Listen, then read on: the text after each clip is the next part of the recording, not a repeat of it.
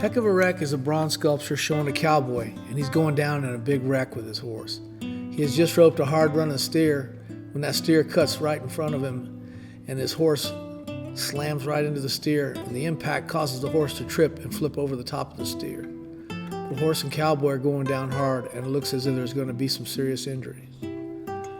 I personally feel this is one of my best artistically designed sculptures I have created because of the spiral, circular balance movement that runs throughout the sculpture. And in giving it a more personal touch, I have even placed actual lariats I have used in competition into the rotating base of the sculpture. However, just like my sculpture, Heck of a Wreck, I know what happens when a horse running full out goes down and rolls over the top of you.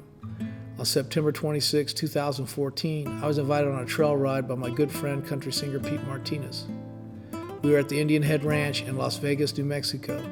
I was to exhibit some art and give a sculpting demonstration to the trail riding members. Well, the next day, I'm invited to team rope with the cowboys who work the ranch.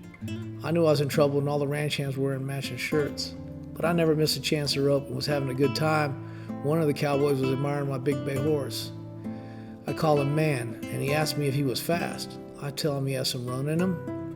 Next thing I know, he's challenged me to a matched cowboy horse race, and his dun horse is the fastest on the ranch, he brags. So I look him in the eye, and I tell him I guess there's one way to find out. Well, now a couple more of these New Mexico cowboys want to race me in my big bay. The four of us ride out to this big open meadow and line up, and the cowboys who challenge me says, there is a rule we have to race holding a full can of beer. I look him in the eye again, and I say, well, you just bring it on. There are now 50 cowboys lined up to watch the race. The ranch owner pulls out a .45 and he shoots his pistol to start the race. We take off in a rush, and I see the cowboy with the dun. His horse is quick off the line. My bay is 16 hand and weighs 1,300 pounds and is long-legged, and I'm behind by 2 lengths when the big bay hits his stride and runs him down. I pass that dun by a head at the finish line, and I shout, yeah, I won! That's the last thing I remember. Unbeknownst to me, the cowboy marking the finish line was a photographer and wanted to capture the race.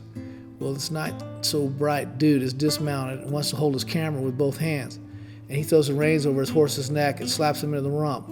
Well, the horse spins and bolts from him, running into my horse. Never saw him. I hit his horse at full speed, crossing the finish line. My horse slams to this runaway horse and flips over, going down hard, landing on me. I hit the ground so hard my grandchildren felt it. I was knocked out from the impact, and the first thing I remember coming to is paramedics cutting my clothes off and putting me on a backboard and loading me into a life flight helicopter. We were out in the middle of nowhere, and I am life flighted to St. Vincent Hospital in Santa Fe, New Mexico. On the long flight in the helicopter, I start thinking I have my monumental bronze sculpture Wyoming cowboy dedication in just 4 weeks at the University of Wyoming. My next thought is these flights are pretty expensive, and I have that self-employed artist $10,000 deductible health insurance. I asked the flight nurse if they would be interested in trading the flight for a bronze sculpture. She said probably not.